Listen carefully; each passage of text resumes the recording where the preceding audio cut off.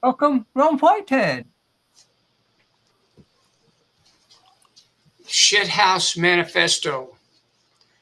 Poets, come out of your toilets. You've been holed up too long playing with yourselves, with your waste. You're wasting away. All olfactory sensations dead. What with your head now situated on your posterior, one-eyed cyclopean, peering down into midnight, bottom of the outhouse, and it's time to throw away the corn cobs and Sears catalogs and walk back out into the barnyards, the open pastures of the world where animals and people and flowers still bloom, where the sun still shines through the moon at midnight. In that other world you've lost until now, it's high time to wake up, pull your sad face and every other hanging down part of you out of that stinking forlorn lost world. You'll be fertilizer soon enough. For now it's time to reconstruct who you are, your life. Time to check out of the amnesia motel and get back on the highway 61 or 66 or 69 and finally say goodbye to those lonesome lost blue pieces of who you used to be and say hello to this yellow sunrise post world where the crows are grinning and the morning glories sing. In the window of light.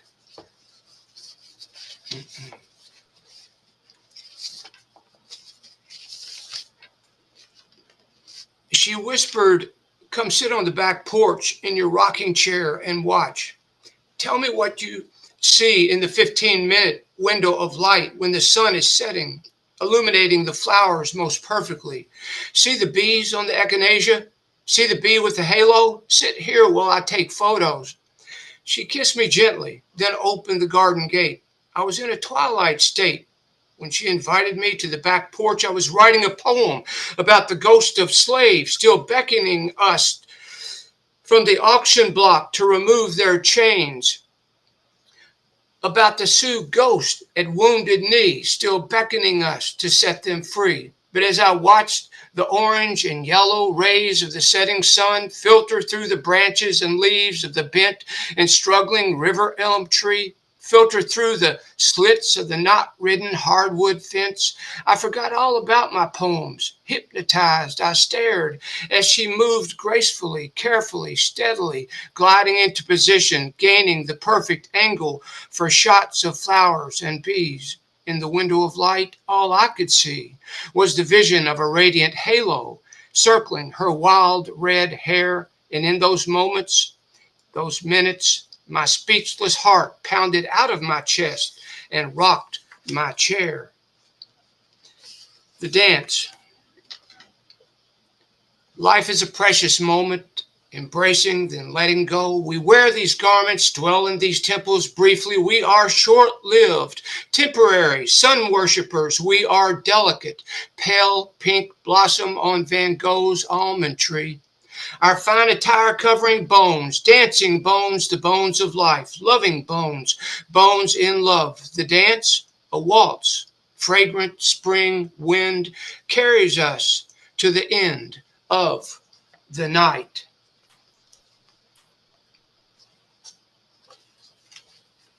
Shooting up poetry in New Orleans.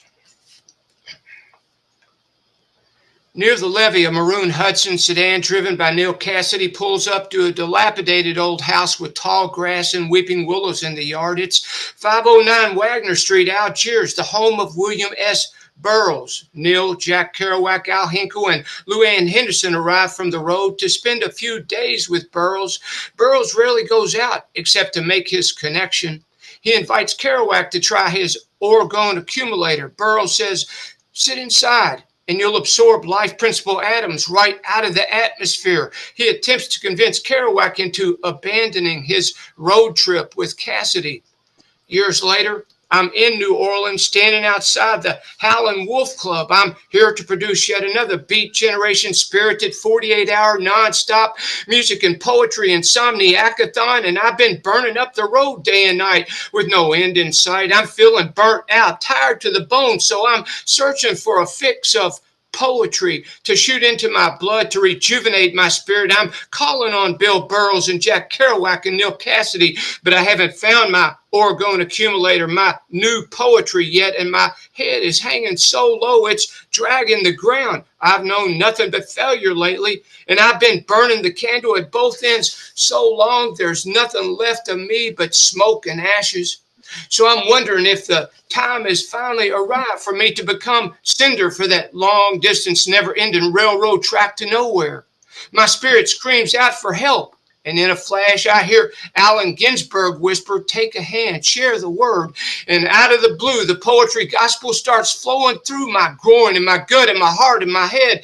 And my, oh my, I jump and shout and sing. Yes, right in front of the Howlin' Wolf Club.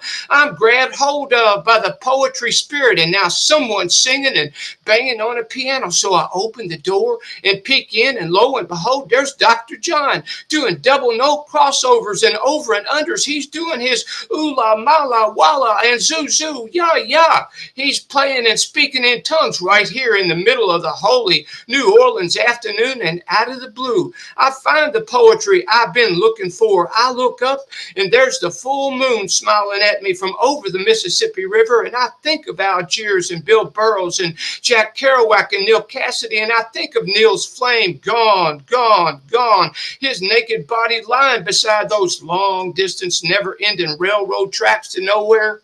And I hope all the poets and musicians performing at this 48-hour nonstop music and poetry insomniacathon, hell, I hope all of us keep the funk, keep that fuck you flame alive. Don't let the system break you. Don't let life break you. And I hear Dr. John playing that piano and singing his boogie woogie into the world blues. And in that moment, I know my reward is in the experience of poetry. And right here, right now, I'm in New Orleans with all these poets and musicians who somehow know the magical power of poetry. The word sets us free. And I think about Allen Ginsberg and what he said about taking somebody's hand, because we're all in this together. We're pulling, we ain't pushing.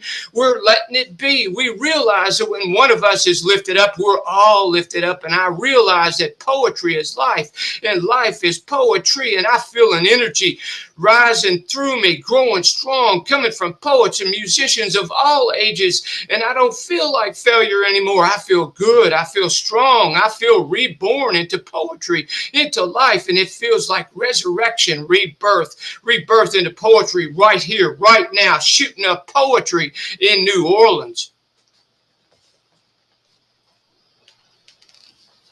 All right.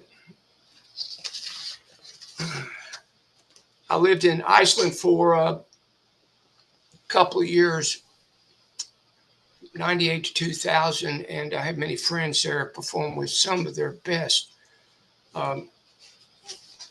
musicians and poets and writers. And in May of 2008, I co-produced with Olafur Gunnarsson, Iceland's most respected novelist and advisor for the Vikings TV series. We co-produced the one and only Beat Generation Festival at Store O'Clock, Big Rock, several kilometers outside of Reykjavik, at Olafur's home. And I stayed in his guest house, and 3 days after the festival, there's a beautiful valley through which flows what I call the Crystal River. I can't pronounce it in Icelandic, which is Old Norse. And on the other side of the valley is the legendary Viking Mountain, and snow capped still in May. And I asked Olafur, who knows everything about Iceland's history, to tell me the story of the Viking Mountain, and he did. And I said, well, hellfire, I got to climb it. So 3 days after the festival, he took me to the base of it and dropped me off, and it was mist and rain. And he said, oh, Ron, I forgot to tell you that several people have been blown off the top of the mountain. And I said, well, you bastard, thanks for waiting to tell me, but I'm stubborn. So I went ahead and climbed it. And sure enough, 2/3 of the way up, a big blizzard came. And I went on to the top, where I was nearly blown off 3 times, clinging to the biggest boulder at the top. And finally, after 15 minutes of epiphanies, I stood up, took out the only thing I had in my backpack, which is a 1.5-liter bottle of red wine, and turned it up and chugged half of it and said, "Thank you to the Norse gods for finally accepting and embracing me," made my descent. And when I got back to all the first place, um, I wrote this poem, the Storm Generation Manifesto. We tip our hats to the lost and the beat. We go our own way. We are the storm generation. We are the fucking storm. We are a new generation of artists. We are creative expression. We blow away lies and injustice. We are graphic. We are honest. We tell it like it is. We are fierce. We are brutal. We are compassionate. We are gentle. We are kind. We have soft hearts. We are free. We are spirit. We are sex. We dwell in the realms of the creative imagination. We are the creative imagination. We know that the shortest distance between 2 points is creative distance. We pay attention to the long forgotten wisdom voices of the forest. We vanquish the overtly materialistic greedy who intentionally destroy mountains. We honor mountains and oceans and eagles and wolves. We cherish Mother Earth and all her terrible beauty. We are non-violent spiritual warriors. We are lightning. We are thunder. We are song poems. We are fearless visionary poets. We have wolf eyes. We are more than the eye of the storm. We are the fucking storm. We refuse. We will not bow down. We will never give up. We are God's open nerve. We are the storm generation. The storm, the storm, the storm. Okay, just 2 more for you.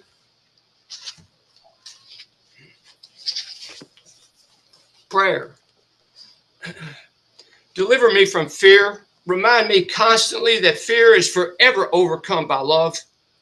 Deliver me from power, for power without love and wisdom inevitably leads to war and destroys anyone and everyone in its path, including the one who has power but lacks love and wisdom. Deliver me from the disdain of arrogance, elitism, privilege, and the illusion of superiority, for no one is in any way better than anyone else. We are all equal. We are all in this together. Deliver me from the violence of greed. Grant me the desire to live simply and to share earth's bounty with others. Deliver me from the silence that enables any and all manifestations of abuse, war, and evil. Grant me the necessary balance of love, power, and wisdom, enabling me to be a nonviolent warrior for peace, love, and understanding. Grant me the ability to be a good neighbor and to dwell in harmony with nature. Thank you for the bounty of life, for the beauty of nature, for poems and songs, and for the love of family and friends. And finally, in April of 1994, I was blessed to meet His Holiness the Dalai Lama for the first time, and I quickly told him that New York University had invited me to produce a 48-hour nonstop music and poetry insomniacathon to kick off their week-long 50-year celebration of the Beat Generation, and over 300 young people from around the world would be performing at my insomniacathon. Would he please share a message that I could share with those young folks? And he gave me a message. But one of the strangest experiences, and I've had plenty of strange ones, occurred during that message and through some kind of spiritual transmission.